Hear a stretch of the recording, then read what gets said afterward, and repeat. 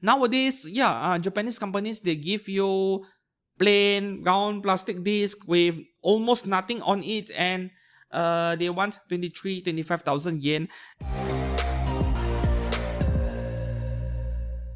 Hi and welcome back to the channel. I'm Steven. Today with a scale figure review, a very old figure. I'm not sure if you can call something released in year 21 as old, but that was 3 years ago, by the way. So on my desk over here, this is Actoys 1x7 scale Amiya from Arknights, and I think this is possibly one of the most vanilla Amiya figures you can find, one of the simplest, one of the basic character designs. I believe this is like her original design in the game. I don't play the game, so I'm not too sure, and the anime adaptation was kind of crap in a way. I did not finish it, but anyways, the amount I paid for this figure, 3 years later after release, is actually about 340 Chinese yuan, if I'm not mistaken. Once again, this is a bargain bin purchase, which I did cover in my figure haul video several weeks ago. I bought it just because it is really cheap. Not to mention, I am curious about Actoys, which by today, they have already closed shop. That massive Azalen figure they released earlier this year, that was their last figure, by the way. No more figures from them. Closed shop. Though their parent company Emontoys is still around, by the way. Yeah, they are part of Emontoys, which is a Chinese figure brand. And even though Actoys is no longer around, I believe that giving this figure an in-depth look will give us a rough idea of what the parent company, the brand Emontoys, is like in terms of level of quality, detail, and so on, right? I believe they are related somehow, especially for those of us who have not purchased any figures from this brand yet. This figure came out back in around October, year 2021, at a price of 12,000 yen. So this was already a low budget scale figure 3 years ago. And I believe that, maybe now she is being discounted even further because, they have closed shop and they need to get rid of excess inventory and so on. And there was another Chinese figure brand, which I can't remember which one, they made an Amiya scale figure as well, where she was in a casual outfit and she comes with a scooter.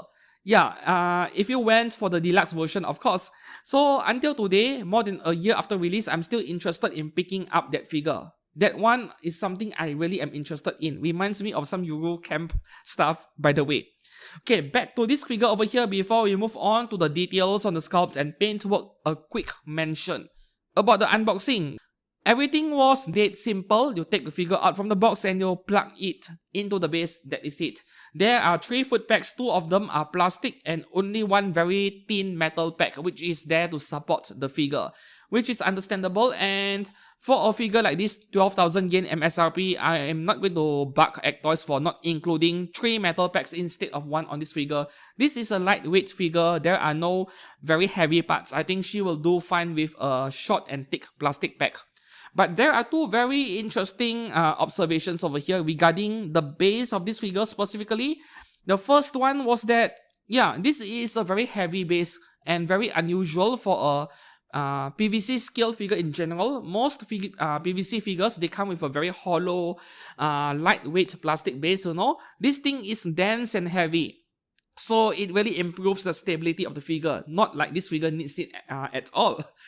The second thing was that if I were to turn the figure around and you look at her sideways, the figure appears to be leaning backwards a bit, but I think this is by design because even if I were to take a brand new figure out from box and plug it fully into the base, she is slightly leaning backwards. This is probably by design, but I thought that it is something worth mentioning because of the design over here. If you shake the figure a bit, she actually wobbles a bit because of the weight distribution leaning backwards.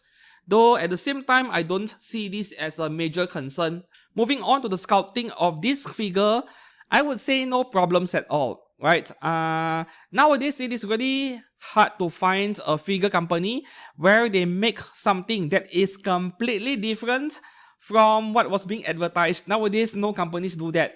Maybe Forge Japan or Insight, maybe. But other than that, no, nobody does that anymore. And Griffin Enterprises, which used to do this exact thing, they are no longer around. So if you are thinking about how Chinese figure brands fare, in general, when it comes to sculpting, that is not a major concern. So with this figure of Amiya, the same thing applies. If you take a quick look at her face, she is reminiscent of the game character design. It looks exactly the same, so I found no issues at all over here. And as for the detail level of the sculpt, yeah, moderate amounts of detail, since this is a simple figure once again. So the most detailed part of the figure is the outfit, and naturally that is my favorite part of this figure.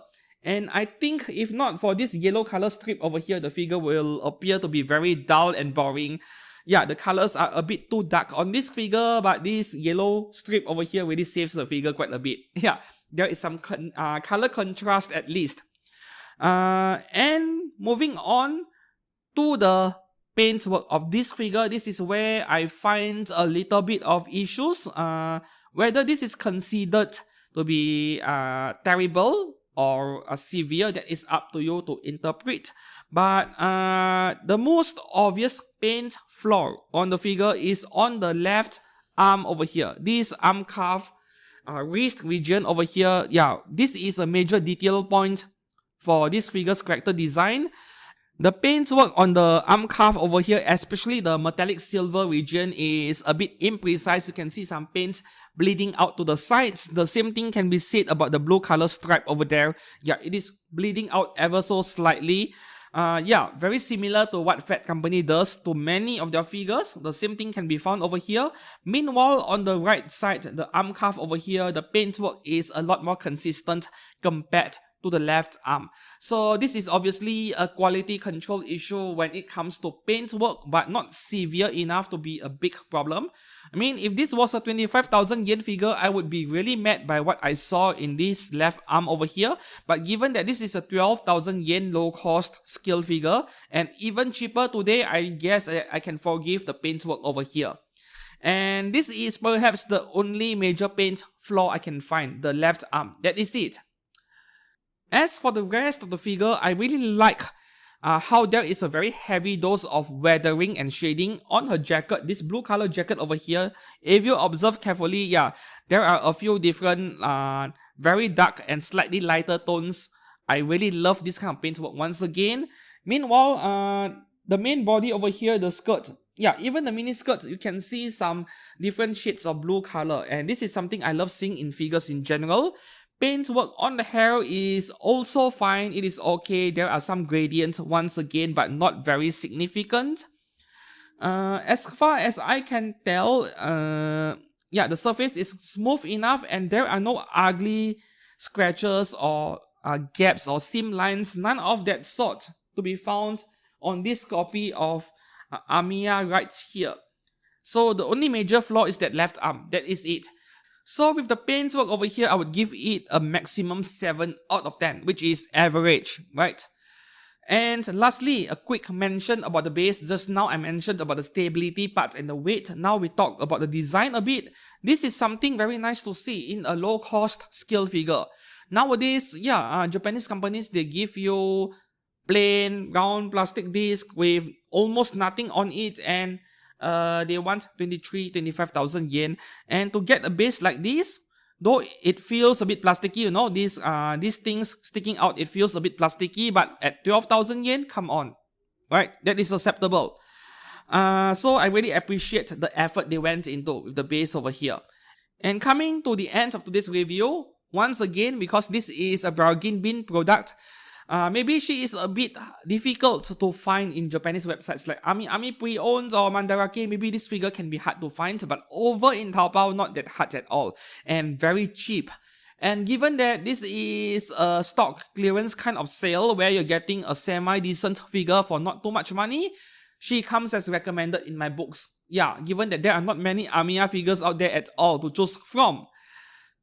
And that concludes today's figure review on Amiya. If you found this review helpful, you want an old figure and you wanted to know whether it is worth it, yeah, give this channel a like and subscribe to this channel for anime figure content every week.